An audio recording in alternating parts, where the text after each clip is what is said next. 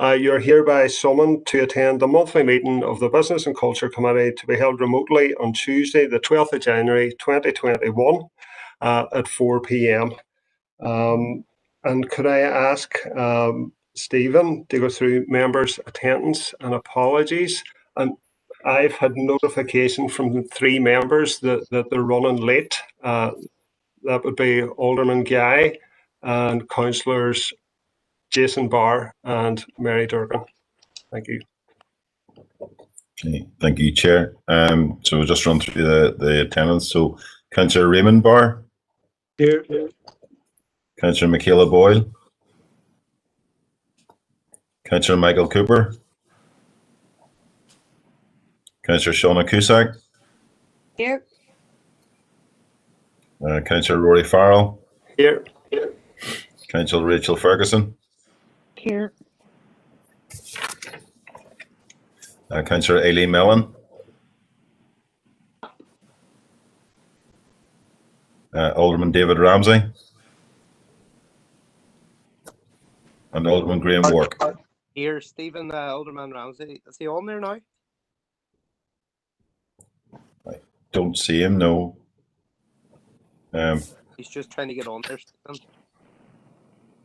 Stephen, I think you might have missed me there. Emmett. Yeah, sorry, Councillor Doyle. You're all right. Yeah. I think you might have missed me too as well, Patricia Logue here. Yeah, sorry, Patricia. Yeah. No bother. I think Aileen's on there now, and I can see her. I can see Aileen. Anyway, yeah, I heard the roll call. Can you still hear me? We can hear you now, Councillor Mellon. Yeah. Hearing you now. All right, thank you. Okay, that's everyone, Chair. Thanks for that, Stephen. So I'm going to read out the statement for remote meetings. I would like to remind everyone who is in remote attendance that this meeting will be broadcast live via the Council's YouTube channel and will be available for viewing by the public and media. The broadcast will also be available for repeated viewing at a later date. This broadcast may be terminated or suspended in accordance with Council protocol. Members and approved speakers are reminded to only have their mics and cameras on while speaking at the meeting and to use the chat facility to highlight a request to speak. By participating in this meeting, you're consenting to being filmed and to the use and storage of those images for broadcast or training purposes. And turn your phones off. And for the purpose of keeping historical records and making those records available to the public. A copy of the Council privacy notice may be found on the Council website, www.derrystrabane.com. The next item on the agenda is declarations of members' interest. So as per usual, if you could just indicate those in the chat box. In terms of open for decision, item 5 on the agenda is chairperson's business. I don't have any chairperson's business as such, and no one has been in touch to indicate that they wanted to raise any issues, but there was something I wanted to just touch on. I know at our last meeting that we had discussed the pending delegation from Invest NI and the Department for the Economy.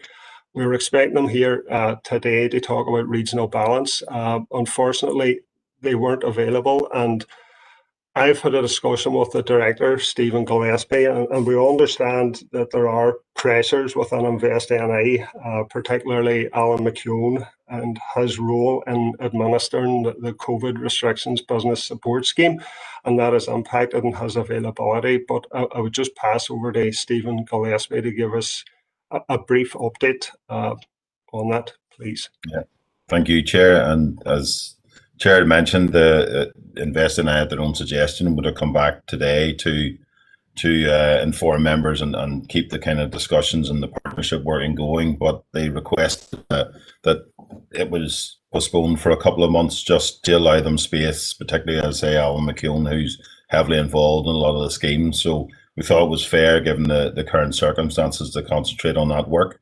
And also in the background, there's a lot of partnership work continuing, and we continue to work with the various officials, etc. So I've provisionally penciled them in to come back now in March. and they're very keen to do so. But as I appreciated the fact that they requested a bit of a slight break to give them some space to cover the COVID recovery grants, etc. So I hope members are happy with that. Thanks for that, Stephen. Does anybody want to comment on that?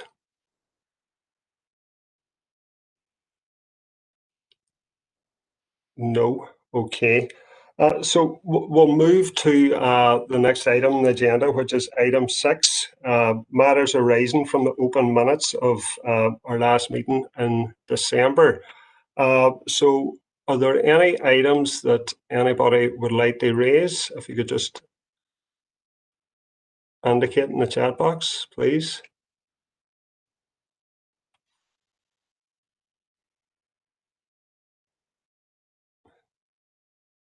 Nobody at all? Okay. So item 7 on the agenda is the COVID Recovery and Revitalisation Plan, and that's going to be delivered by Kevin O'Connor. Kevin? Thanks, Chair. Members, the purpose of this report is to provide you with a progress update on our business startup COVID recovery programme and a request to extend that programme to cover an additional 20 business starts. Basically, this is a follow-on paper to one which we presented in November around developing a programme to focus on startup recovery as opposed to the other schemes that were out there. So Council identified a pot of funding which would allow for every person who successfully went through the programme and developed a business plan to access a £500 grant to spend on their business. Now, obviously, at the time of writing of this report, which would have been before Christmas, the scheme was probably 2 or 3 weeks up and running, but even at that point, the demand was fairly substantial, and we could see as officers and working with the 2 enterprise agencies that we were going to quickly meet the full allocation in that scheme. Even when we wrote that report, we were sort of still waiting on potentially an additional 13 clients from Strabane. They've now been those business plans have now been delivered, and they are now maxed out on their allocation. So really, the ask of members is to extend the programme, taking into account an additional 20 business plans at a cost of £10,000 to be split evenly between both of the agencies. And the recommendation is members approve that proposal and progress with the 20 new business starts. Thanks for that, Kevin. So we have one indicated speaker here. It's Councillor Logue. Patricia?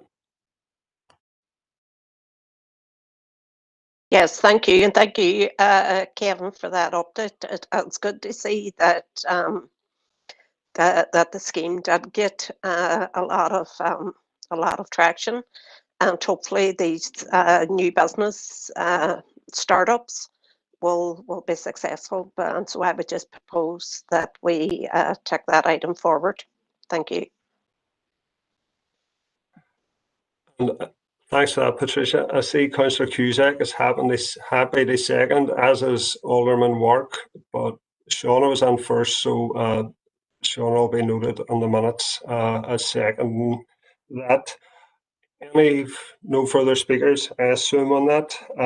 Item 8 is the niche project update and legendary food legacy, and we have Aideen to present that item. Yeah, thank you, Chair. So, members, the purpose of this report is an update on the niche project which completed in 2020 and to outline the legacy plans for the project.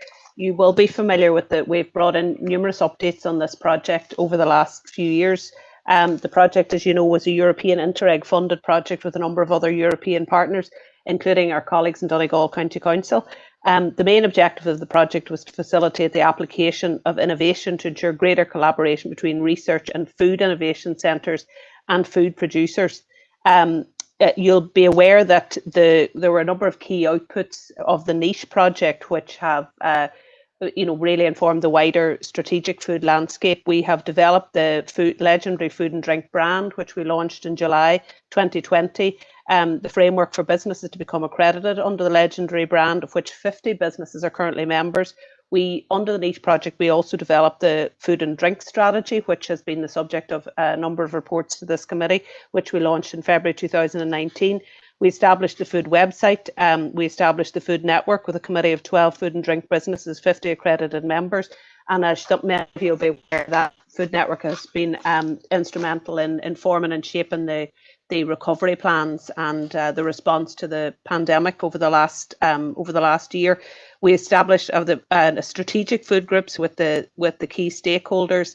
Unexpected achievements included new product development, including Granola Goddess and Foister, which was an oyster stout, a new legendary street food festival, a slow food dinner, supported by the network and supported by Council and the Wall City Brewery, collaborating with a brewery in Finland to create a unique beer as part of a World Beer Series. So the marketing campaign for the project was delivered from July to October of 2020, and many of you remember the video and poem that was created, A Taste of Legendary. And obviously that supported the reopening that happened in the sector last summer. Clearly the pandemic has had a major effect on the food and drink sector. And again, although the brand was launched in 2020 to coincide with the opening, it has been unable really to make the impact that we would have hoped. Because of the recurring sort of opening and closing of the sector. So as a result, we've set out some legacy plans here for the Niche project, because we believe that it's critical that we don't lose the momentum that we would have gained under the Niche project in developing the food and drink strategy. So we've set out a number of actions, including the opening of the legendary accreditation for a second round of applications. Newly accredited businesses will require photography, copywriting and marketing collateral and will be listed on the website. We propose a food photography workshop, marketing collateral for all accredited businesses, a legendary food ambassador programme, which will provide an opportunity for a number of ambassadors to be media trained. Food and drink businesses would also be eligible to participate in the proposed tourism experience programme, which is the subject of a further report to this committee. So the total costs of the proposed actions are £12,000. And at the moment, we can accommodate those within our existing core tourism budgets. And it's our view that this will greatly support the wider recovery activity that is planned, but specifically to maintain the momentum of the Niche food project. So members, you're asked to consider the contents of the report and to approve the allocation of the budget to deliver on the actions as outlined. And I think there's a number of indicated speakers, so I'll hand you back to the chair there now. Thank you. Thanks for that, Aideen. So we have two indicated speakers at the minute. The first one is Councillor Boyle. Michaela. Thank you, Chair, and thank you, Aidan. Listen, apologies, I'm not sending my video. It just helps with the audio if I don't send the video, so broadband's poor. Listen, thanks for that, Aidan, and I'm happy to approve the allocation. I think it's the right thing to do to go to the second round of accreditation. As you said, quite rightly said, Aidan, the Niche has been fantastic, and 50 businesses buying into it. This will give other businesses across the city an opportunity to obviously buy into it as well this time around. But obviously COVID, as you said, has a massive impact on the food and drinks industry. And I'm just very conscious of Brexit and throwing into the mix of that. So this will give those in the sector an opportunity this time around. But and I'm just thinking the business sector in terms of hospitality will be leaning towards council, looking for them to I suppose support them. Whatever time we get back to opening safely and having confidence in the sector as well. So there'll be a lot more that will be asked of council, I'm sure, from the sector as we move forward to probably spring, summer, whenever hopefully we're out of lockdown at that stage. But this I mean, £12,000, it's not a lot of money in the grand scale of things, but I suppose what I'm saying, Aidan, is that the sector will be looking for a lot more as well, and it's how we support them and give those who are probably on the brink of thinking they could go, not open again, giving them the support and the confidence from us as a council to show that we're supporting their businesses. Thank you. Thanks for that, Michaela. I see Councillor Barr and Councillor Durgan have now joined us, so if their attendance could be noted, please. Next indicated speaker is Councillor Doyle. Emmett. Thank you, Chair. Thank you, Aidan, for the report. It's possible that this has probably started long before I joined, but just in terms of the accreditation process, I know there's 50 businesses on board, which is fantastic. In terms of the accreditation, is there a cost to businesses for that? That's really the only thing I needed to know, Chair. Thanks. Aidan? There isn't at this stage. We expect that there will be, though, and we geared it towards there being a cost, but there was an incentive at this stage to come in without a cost. So and round of it, given the wider everything else that's going on, and particularly in light of some of the comments that raised by Councillor Boyle there as well, I don't think we would put a charge on it, but we've always been clear that we would expect that this would be a registration process, so that there would be, it would be seen as something that businesses would see value in and would want to contribute to. But at the moment, we haven't put a cost in at this stage. And as I say, given everything else and the wider pressures in the industry, I don't think even in the next round we would put a cost on. But it is something that we are bringing businesses on a journey to contribute towards. Thanks for that, Aidan. Does that answer your question, Councillor Doyle? Yes, thanks, Aidan. All right, cheers. So, Alderman Hussey, you'd like to comment?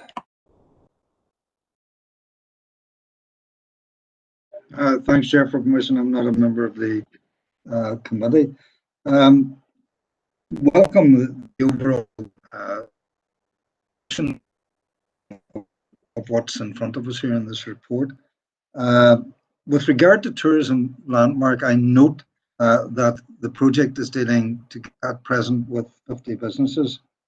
Would there be an avenue within the programme, perhaps for development of an event, and I'm particularly thinking around an event on an iconic product, namely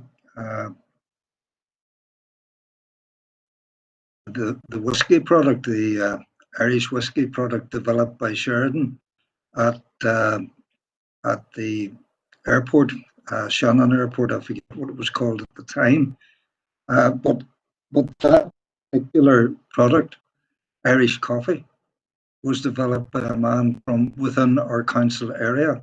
And would there be the potential within this as a niche event that could be developed within the overall concept of the project? Just a thought. Thank you, Chair.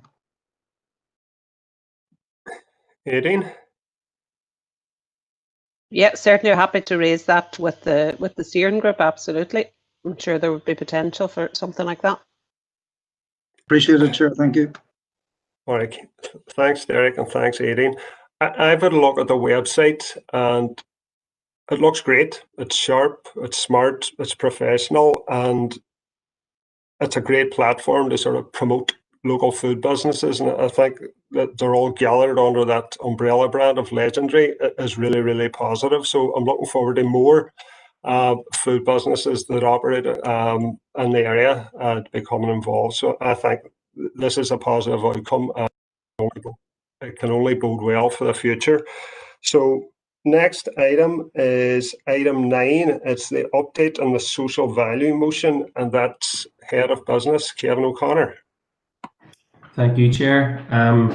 Members, the purpose of this report is to provide you with an update in relation to the council motion that was brought in around social value and the importance of social value, and to set out the next steps within that area. The details of the motion that were put forward in September are in the report in item 2, and it's around developing a social value strategy looking to formally incorporate social impact clauses into the procurement stage of council contracts, looking at the development of a policy framework and increased use of social clauses, and obviously looking to do this in a way which will focus on poverty-related issues, particularly within areas of multiple deprivation. You'll all be aware of the key areas that we're looking at around social values, which are around the promotion of local skills and employment, supporting growth of responsible regional business, trying to promote healthier, safer, and more resilient communities. Obviously, looking at the environmental agenda, and obviously, very importantly, trying to promote social innovation. The previous Derry City Council and the skills team within our own council laid out and were pioneers really back from probably 2011 right up to 2013, 14 and 15 on the whole idea of social clauses. So we have a good deal of experience in delivering social clauses, and we understand the journey that needs to go forward. We understand the pitfalls and some of the challenges in trying to deliver these within a public procurement type of environment. Indeed, council members endorsed the biosocial toolkit back in 2015, and in 2019 the SAB biosocial unit developed other social considerations to target economic inactivity and maximise social value. Some of the issues that are involved in relation to this centre around the Public Services Social Value Act, and the details are well put out in the report in relation to that. There has been proactive lobbying in terms of bringing forward legislation in respect of a Social Value Act for Northern Ireland, but to date no legislation has been passed. I would draw your attention to the fact that on the 1st of December, the Minister for Finance did make an oral statement around the re-establishment of the Procurement Board and the need to really embed procurement professionals within that board to try to raise social value up the agenda. Well, when you think about the executive spending power of about £3 billion per annum, the importance the Minister did highlight of looking at social value within that. So that's obviously a very positive step, and one which will, I'm imagining at some point, hopefully lead to legislation coming into play to really focus social value in relation to public sector expenditure from an executive perspective. So from our perspective, what can we do as a council? The report proposes that we're going to establish a working group to do a number of things. We're going to investigate the options available to council for the integration of social value. We're going to review the implications of incorporating this within our procurement and contractual processes. We need to take into account the risk, financial affordability, legal implications, and the maximisation of impact. Clearly, we'll want to look at what the social, economic, and environmental benefits are, and look at coming up with mechanisms to effectively monitor and measure contractor performance in this area. I mean, obviously, we are hopefully on the cusp of potentially definitely major capital investment within the city and region that'll result from our city deal and Inclusive Future Fund and indeed council's own capital programs. So this is obviously a really good time to potentially look at this. And there's no financial implications of this report, and the recommendation is that members consider the content of the report, that we establish that cross-directorate working group, and that a further more detailed report on the methodology proposed for the implementation of the motion and the progress is brought back to council. Thanks for that, Kevin. So the first indicator is, in item 8, I think Councillor Boyle proposed it. I don't think we had a formal seconder. I know Councillor Doyle spoke second. Emmett, are you happy enough to second the previous item?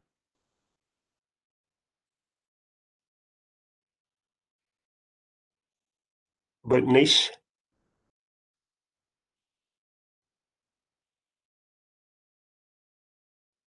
Is anybody happy to second the previous item? Mary's happy to second. Okay, thank you.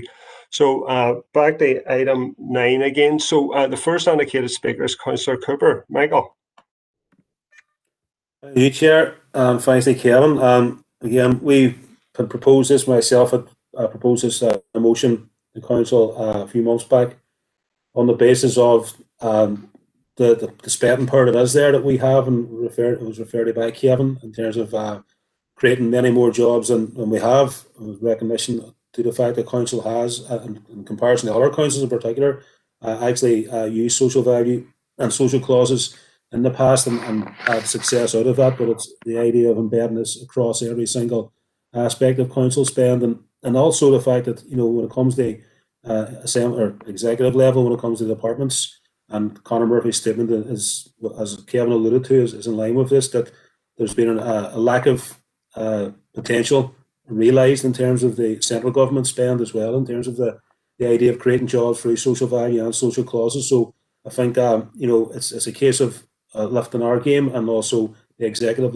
raising this game as well when it comes to utilising the money that's being spent and making sure it's creating as many jobs as possible for those from the long-term unemployed and keeping them in work afterwards. And that's the key point here. It's not about creating jobs for 6 months or a year, and then at the other side of it, the person's back in the first position, the original position they were in. This is about guidance then, signposting, hand-holding, whatever way you want to describe it, to keep those people in employment. And I think the suggestion that this is cross-sectoral in terms of various departments of council makes absolute sense. I mean, I know, Kevin, you've called it a working group. Working groups, we normally obviously refer to elected members. I'm assuming you're talking here about council staff with specific knowledge, specific expertise. I mean, down the line, obviously reports have to come back into this committee, and you know, for suggestions of working groups of reps around that, fair enough. But at this stage, it's more important that the council staff with relevant expertise across these different areas have their discussions first of all, and feed that back on the committee in the first instance, and we get a very, very clear direction of travel in terms of policy, and recognition as well that council has done this on a voluntary basis because there is a lack of legislation. But Conor Murphy's statement hopefully is pointing in the direction of the executive action in that, and making sure that does come to pass. Because as much as possible, I would hope that we can embed this into all councils across the north, more on a legal basis, that they're obliged to do it, as opposed to doing it on a voluntary basis. But we can definitely be the lead on it, and I think potentially we can create an awful lot of additional jobs at little cost in comparative terms, because we're spending the money anyway. Just making sure we have the framework in place that is as strong as possible, and that'll mean we're maximising the spend that we have. So I'm happy to propose the recommendation, and very much the fact that the SIB, the procurement board in particular, are going to be involved in this is key from our perspective, and long may that continue. And hopefully we'll see a report coming back very, very soon. Thank you. Thanks for those comments, Councillor Cooper, and thanks for proposing the item. Next indicated speaker is Councillor Doyle. Emmett. Thanks, Chair, and happy to second. In terms of, Kevin, thanks for that, by the way. In terms of, I welcome the establishment of the cross-directorate working group, because one of the issues that actually came up at AAR at our last meeting was a new procurement policy for council. And I queried at that point that there was no mention, for example, of post-Brexit processes, obviously, as to whether we were going to still be bound by EU procurement law. And I think that's relevant for this. Now, in fairness, Deborah at the time said that they didn't have a lot of information with regards to what would be put in place, although that there is talk from the British government with regards to setting up some sort of a UK-only procurement hub. Obviously, that is something that we need to look at. So it's just really keeping that in context with our own in-house policies. I'm sure, obviously, there will be part of the working group. But obviously, I would like to see that that work is cross-referenced across the different teams, because what it comes down to is that we do need to be keeping pace with some of the issues with regards Brexit, as we've seen over the last number of weeks. And it's important that we have our own policies updated. So I'd like to see that included in any kind of work program that this cross-directorate working group is going to be working on. Thanks. Kevin, would you like to comment on that? I pick up too. I mean, the first comment to make it is, yeah, it's an officer group, just as from a Councillor Cooper's perspective. But yeah, I mean, the EU procurement side of it's obviously, whilst it's within procurement, it's obviously a different issue. But certainly it will be taken account, and colleagues, our procurement manager will be clearly a key person involved in that working group. So, and I'm sure that'll be on the agenda, no problem. Thanks for that, Kevin. Next indicated speaker is Alderman Hussey. Derek. Thank you, Chair, for allowing me in again. I don't see Darren on yet, so I think I can say on behalf of the Australians part of very much welcome the recommendation of this working group to bring forward the issue on social clauses. And I know in the old Strabane District Council we had similar policies, I think, working through to the former Derry City District Council. And the issues have already been mentioned there of social clauses vis-a-vis procurement policies. And one of the things that we were obviously up against on larger projects was the restrictive EU procurement policies, which hopefully we are dumping and getting rid of. But could I ask Kevin to liaise with the former business manager of Strabane District Council, who produced a tremendous report to the former council, and that would be Sharon Maxwell. The report, it would be very useful to have the report that Sharon did produce for the former Strabane Council available to the working group when it's established. Thank you.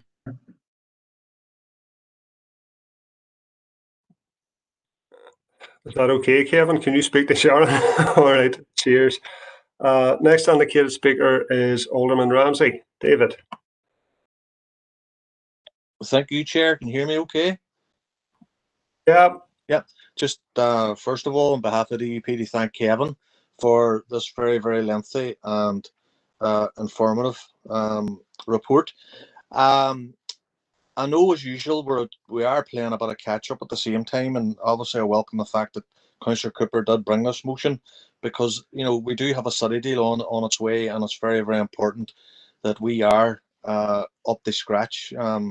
And yes, luckily we have other, like England, for instance, we have a very strong situation there, like Manchester City Council, and we do have the opportunity getting best practice, and like as I said before, it's very, very important going forward, and I'm sure Kevin remembers the time that Invest and I were here.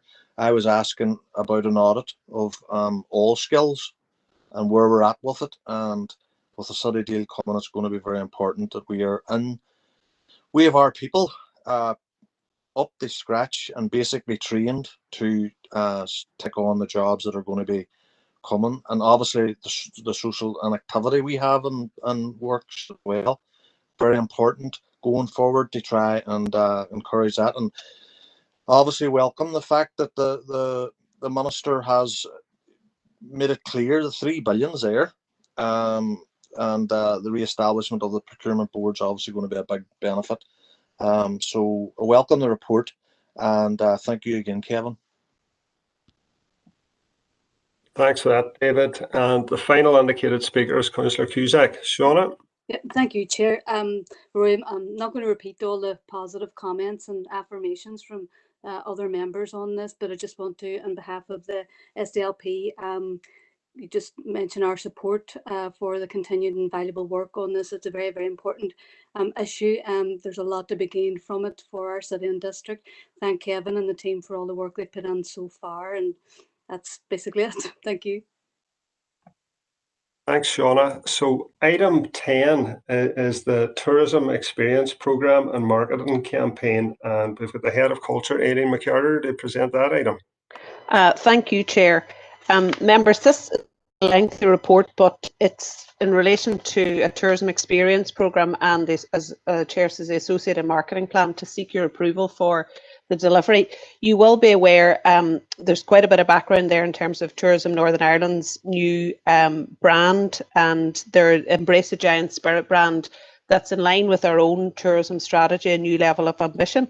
And the direction of travel in terms of tourism development, as you know, is to develop experiences, and that's collaboration between different tourism businesses and tourism product to create experiences for the visitor, and it's those experiences that are really being sold in market. So we have two key tourism support programs that we have financed and are already approved, which you'll be aware of and that are outlined in the report. One is the Northwest Regional Development funded project, which is an experience development programme that is funded by the Northwest Group, that is between ourselves and Donegal County Council to develop tourism product and tourism experiences on a Northwest basis.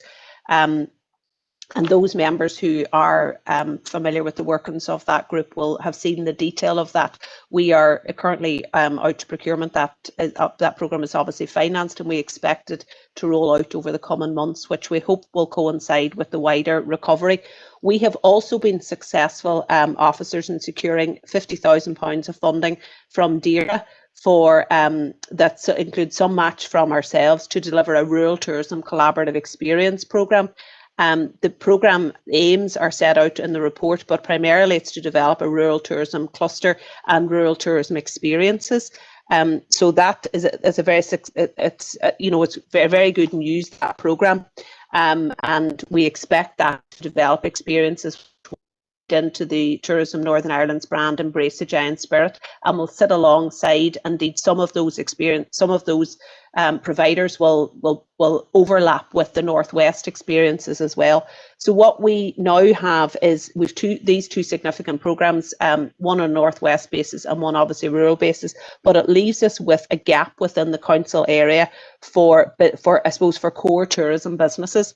So what this proposal is that we would develop another programme funded from our own core tourism budgets to complement and enhance those two programmes, focusing, as I say, on the Northwest and the rural stuff. The aim of the programme would be to provide support to tourism businesses, obviously, as they recover and restart throughout, hopefully before too long, throughout this year. Businesses could have an idea for a new experience, have an existing experience which they wish to adapt, or have a desire to collaborate with other businesses to strengthen their experiential offering. The programme will support them to expand and develop their experiential offering in order to attract visitors and increase visitor spend, and crucially to achieve Embrace a Giant Spirit status. The programme will also consider sustainability and reducing the environmental impact of the experiences. So there'll be a number of ways those experiences will develop that are set out there, including workshops with businesses, storytelling and best practice on what makes a great experience. There'll also be one-to-one mentoring and business collaborations to develop experiences which demonstrate commercial viability. New experience which meet criteria will be deemed commercially viable and will then be able to participate in a bespoke marketing campaign, which we hope will roll out into 2021. We will procure a successful supplier for the experience programme, and they'll be required to submit a report, obviously, at the end of the project, identifying further opportunities for new experiences and collaboration.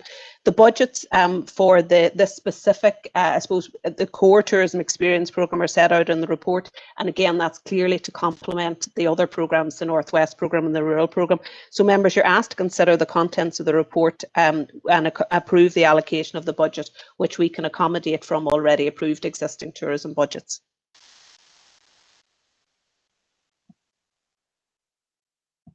Happy to take any questions in relation to that. Thanks for that, Aideen. You always get the long papers they present. So the only indicated speaker we have is Councillor Cooper. So, Michael. Thanks, Rory, and thanks, Aideen. And I suppose I'll declare an interest here as somebody who owns a tourism business and knows from experience, like every other tourism business in the city and district, that COVID has had a massive negative impact. In terms of being a tour guide, I mean, that will recover itself because we have the the contracts and all that in place, but there's other companies, other projects, other businesses who are maybe more niche, and some of the products that they would have offered up until COVID, it might not be the case that the product has run out of steam or anything in that regard, but it's almost a thing around what their audience will be in the future, because a lot of the traditional markets that we had in the past, the North American markets, certain European markets, and obviously the market across the water as well. I mean, and we were obviously looking in the sector at the long haul markets from Asia and places like that. Some of those markets will not recover as quickly as others, and that means in a lot of cases the products that the local companies have, local tourism providers have, will need to be refreshed, amended, modified, purely even on that basis. But on top of that, the fact that there's money available will also hopefully allow local providers to enhance the products that they already have, add new ones to them.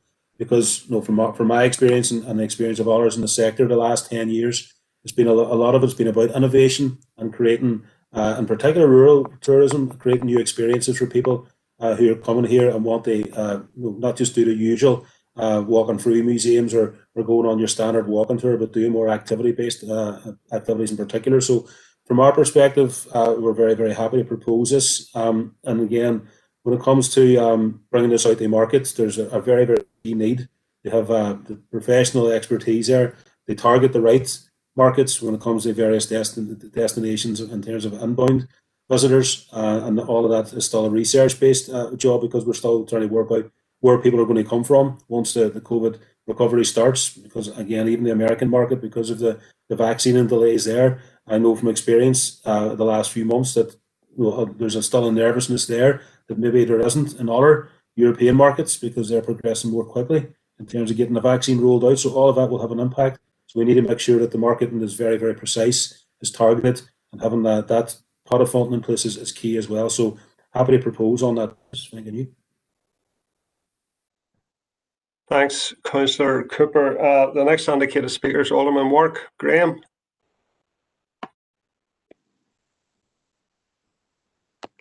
Thank you, Chair, for letting me on. And very positive. I'd like to second on behalf of TEP. We welcome, especially the amount of money coming on from Derry as well.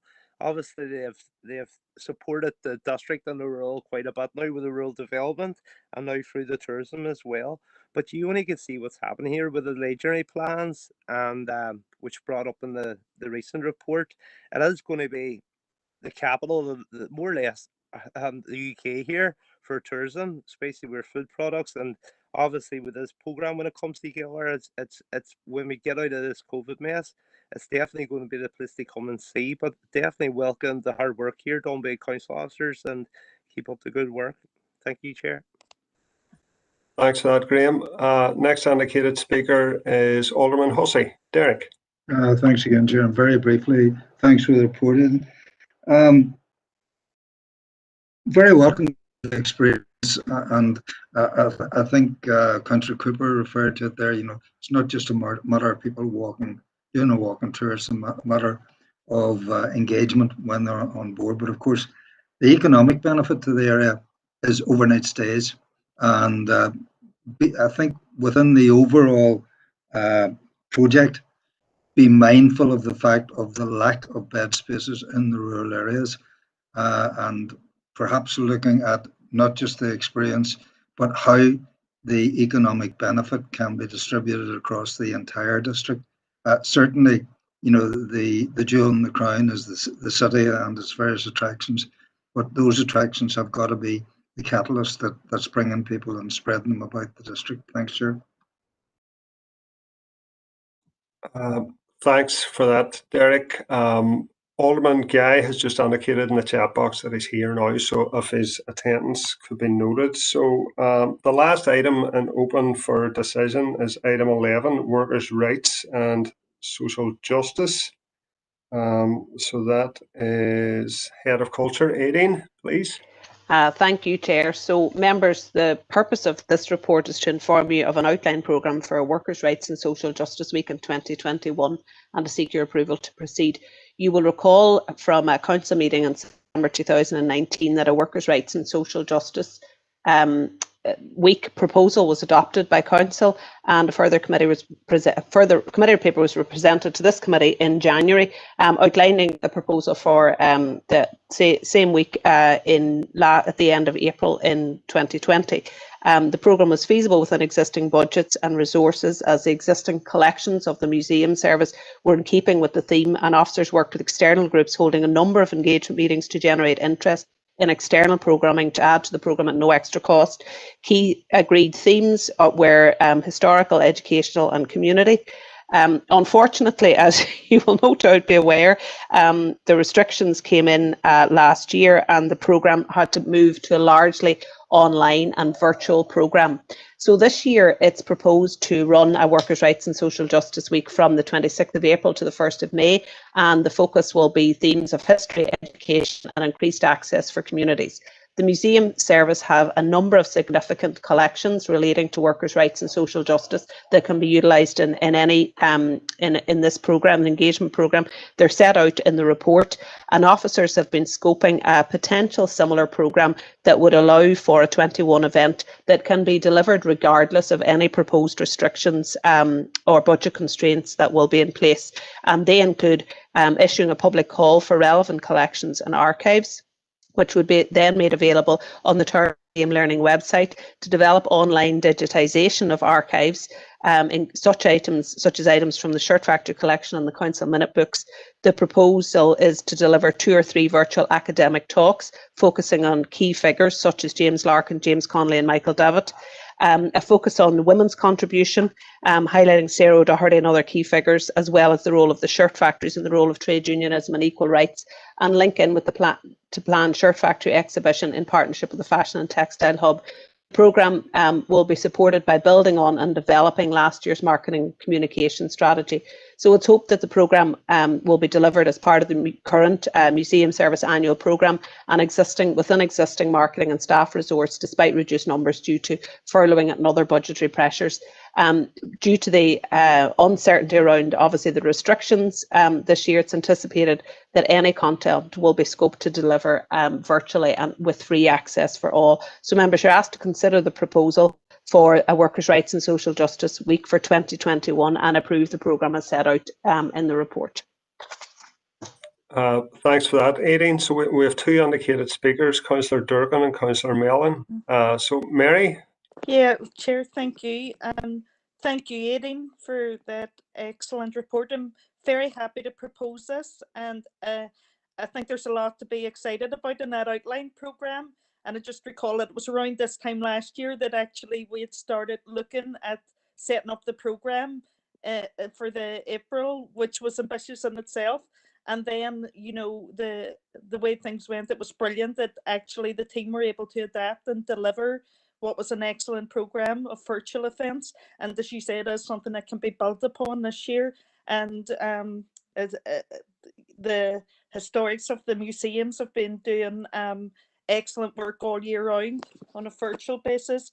And of course, it's great to see the shirt factories feature in the agenda. And obviously, they're also very important, the links there with the trade unions and that in that aspect of our history alone. So yeah, thank you. Very happy to propose this. Thanks for that, Mary. So Councillor Mellon, Aileen? Thank you, Chair, for letting me in. Just like Mary, I'm happy to speak to the report as well and happy to second it. I just want to welcome the report, particularly the 3-tier approach to it, where it is a holistic programme where people can avail of the talks. They can see the things virtually. They can then adapt it and call to action throughout the week. Different societal issues within workers' rights and social justice, and I just want to welcome it. I would also like to see in terms of the report that it is attractive to all generations, so that any generation can avail of it. It is attractive to them, and that they're also involved and participating as well. And that might mean that it is going over different forms of social media platforms that can target different age ranges and things as well. So no, I'm happy to second the report, and just as I say, it's for all generations. I know A lot of young people are moved and they're progressing forward. We see different social injustices happen all around us, and they really are motivated. But it's also nice for them to look back at our history locally, particularly too with the women in the city and how they were pivotal on people moving forward with social justice and workers' rights. So I would just like to keep them comments in mind as well. Thank you very much, Aileen, for the report. Thanks, Aileen. So we have one final indicated speaker, and it's Alderman Hussey. Derek? Thank you, Chair. Thank you, Aileen, for the report, which I would welcome. We would expect that from the son of a Transport and Workers Union shop steward, and I very much welcome the report and the on workers' rights and social justice, which will take place in the coming year, hopefully. I'm mindful that the content tends to be it's what it is, but I'm also mindful of the contribution of some of the firms within the district. I'll be mindful of the herdmans in Cyan Mills, and I know you have said that you'll be putting out on social media seeking contributions, etc. Could I ask perhaps that a wee bit of proactivity here, and that the herdman's family would be contacted with regard to their contribution to the workers and social justice within the Cyan Mills area. It was, of course, a model village, and as a family, that firm did more than just sort of make profit out of the mill that they established in Cyan Mills, but it was a social experiment that was carried out not alone for the family but for the workers in that area. And indeed, within that, we may be able to consider the contribution of Ambrose Ricardo when he became involved with the development of different processes within the mill that existed in Cyan Mills. So it's the opportunity to spread beyond the walls, I suppose, within the whole aspect. Thank you, Chair. Thanks for that, Alderman Hussey. So can you take those points on board, Aileen? Would that be okay? Yeah, happy to, and no issue with we've ongoing discussions regarding the archive at Herban, so I don't think there's any issue with including it in this discussions around this week, and note the other points made as well. All right, that's great. Thank you. So that concludes the business that's open for decision. Items 12 to 15 are open for information, and Councillor Logue has indicated that she'd like to speak on item 13, which is the COVID recovery and revitalisation business grant update. Patricia? Yeah, thank you, Chair. And just would like to make regarding this, I see there was 68 applicants on the tranche 1 who they didn't make it through for whatever reason, maybe wrong documentation and whatever. So given that there's an opportunity coming up again, would there be any chance that the officers could maybe make contact with those who didn't make it through? And also, I see that the stalls, the market stalls, are getting proposed for renewal. It would be just a suggestion that I would like to make regarding the old ones, if they could maybe be offered out to community groups within the council district. I'm sure that they could make use of them if new market stalls were being put in place by the council. And also on the infrastructure, the highway infrastructure, I do think it would be a good idea if council officers make further engagement with the disability groups. I know I have been talking to road service just about the drop curbs within the city centre and the district, and how cars are still parking near or on drop curbs in some instances, and to see if any more infrastructure could be put in to help alleviate this, but just to engage with the Disabilities Forum too on the highway infrastructure. So, Tricia, it seems like is that 3 separate proposals that you want Kevin to address? Well, the first one would be that the old market stalls be offered out to the community sector. The second one would be that they engage with the disability groups regarding the highway infrastructure and road service, of course, to see what other measures could be put in place. And I suppose the third one was the first one that they, the first item that I raised was the 68 applicants who weren't successful. If further engagement could be given to them. So yeah, that's right. Well, I'll ask Kevin to come on this. He might be able to just give you a quick answer to those. Would that be all right, Kevin? Yeah, of course, no problem. Yeah, on the 52, it was 52, I think, that weren't successful. Absolutely, there'll be no problem in engaging with them and letting them, know the look. There've been, I would say that 90% of those 52 have been working really closely with officers prior to the closing of the first tranche. So there'll be no bother at all there. On the market stalls, look, I mean, if the stalls are still fit for purpose, we'll take a look at them and see if they're don't know what the right term is, roadworthy, we'll call it. I'm sure there's no issue there if they're surplus to requirements. Now, I don't know how many are and that type of thing. I just need to look at that. And then the final thing, certainly talk to colleagues at Environment Regeneration who are leading out on that element of the funding. I do know that they are engaging with the disability groups and lobby and stuff on a number of the schemes, but I'll certainly pass that on to the team. Not a bother, nothing in there which would cause me any worry at all. That's great, thank you. All right, thanks for that, Kevin. Next indicated speaker is Councillor Riley. Martin. Yeah, thanks, Chair, for bringing me in. I'm not a member of this committee, but I wanted to raise something that's on this item that Councillor Logan's raised in terms of item 13. I think it's 2.4 on page 71 in relation to physical and environmental space. Obviously, there is a lot of public messaging being put out there encouraging people to do all that is required of them to help keep people safe.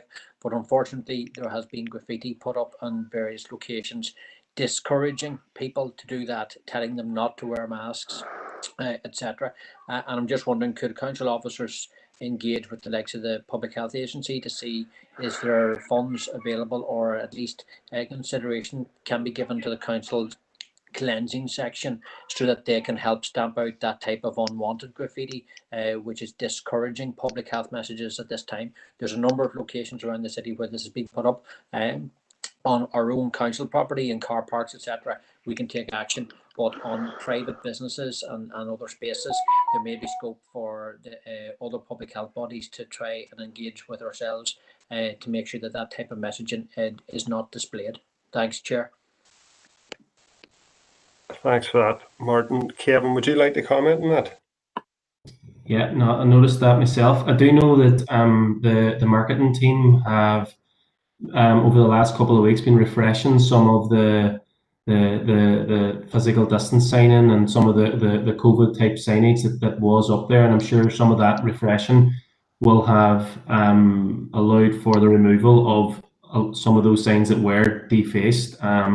On the other side of it, I'll speak to Connor about graffiti on fixed locations or in other locations and see what they can do, as they would do with graffiti in any normal circumstance. But I do know that there's been a refresh done of a lot of the different signage, of a lot of the signage, that messaging and stuff around COVID over the last couple of weeks prior to Christmas and since.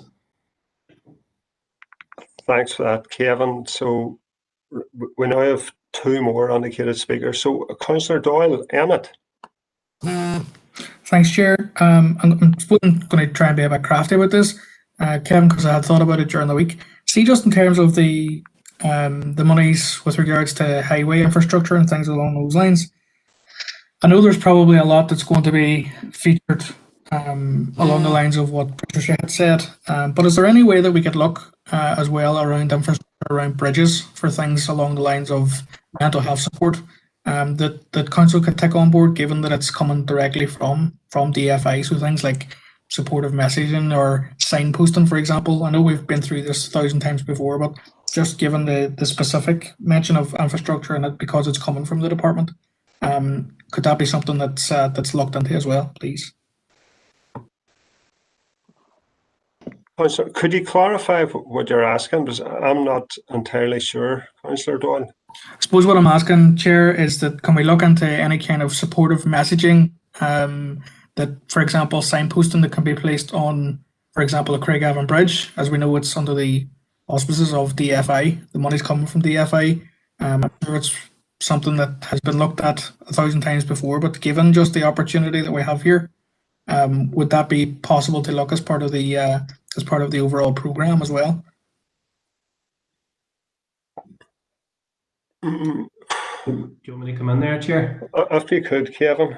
I guess, I mean, in relation specifically to this paper, Councillor Doyle, you know, the letter of offer will whilst there is capacity and flexibility, the letter of offer will be prescriptive in relation to specifically around that highway interventions grant. I mean, physical interventions in relation to trying to trying to improve accessibility, trying to help people to, once we get out of these lockdowns and stuff, trying to trade more effectively outdoor and to make the place a bit more welcoming. I'm happy to take the query to both colleagues in E&R and maybe health and communities around the wider issue around mental health and stuff like that.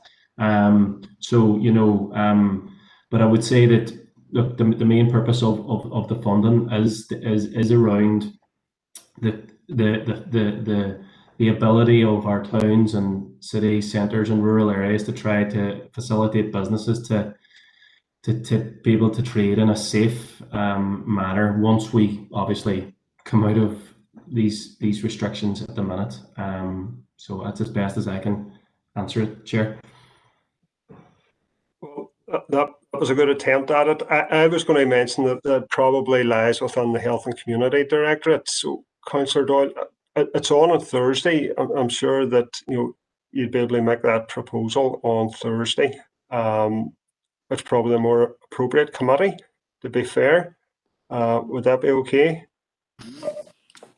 I think it's all interlinked, Chair, to be honest. In terms of, we're going to be looking at infrastructure. It's just as important, even if the fund is in relation to business, I think this is all interlinked. I take the point, and all I can ask is that Kevin has suggested goes back and checks with colleagues. I'm happy enough for that. All right, cheers. Thank you. Alderman Hussey.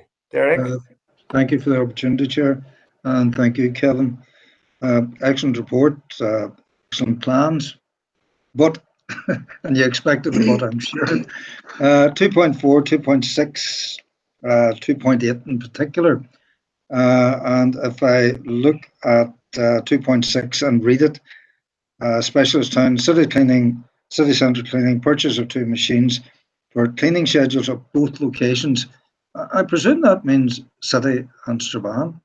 What about the other towns? And you did, in your previous answer, say that we were looking at the cities and towns throughout our area, not just the city and the town, because there are those rural settlements where there is business on the main streets of, for example, Newton Stewart, for example, Castlederg, of course, I would mention.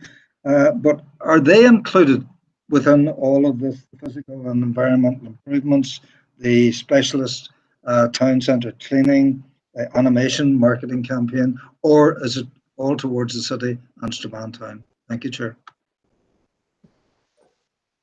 Thanks for that, Derek. Kevin? Yeah, I mean, so obviously the 2 key funders within this are DFC and then to a lesser extent DERA. So obviously the DFC elements are targeted and at an initial stage targeted at the urban areas, and then DERA have come in and topped that up specifically around the business grants and that type of thing to ensure that the rural areas are covered. In relation to the mobilisation of that equipment, I am not an expert in relation to cleansing and how this machinery works, but I'm imagining that it can be used in multiple locations. So again, I need to check with Connor in relation to the machinery and what's planned for them. But the funding is there. It is to address those areas, and we'll be as creative as we humanly possibly can once we are beyond the letter of offer stage and that type of thing. Thank you, Chair, and thank you, Kevin. I would emphasise and encourage creativity of usage. Thank you. Thanks for that, Alderman Hussey. And yes, Councillor Logue, I will let you in again. Patricia.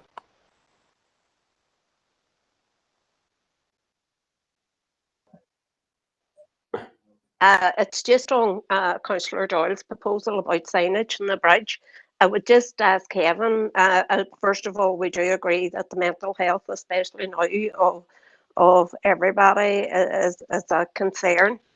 But I would just ask Kevin, when he's doing his investigations, that he ask advice from the experts in the mental health fields about putting signage up around bridges, especially because I do recall being in council when we got a presentation from those who are working on the field, and if my memory serves me right, they were saying that we shouldn't highlight areas where there would be people would be attracted to commit issues against themselves. But anyhow, I would ask Kevin if he could just take that on board when he's doing his investigations regarding the signage, especially on the bridges.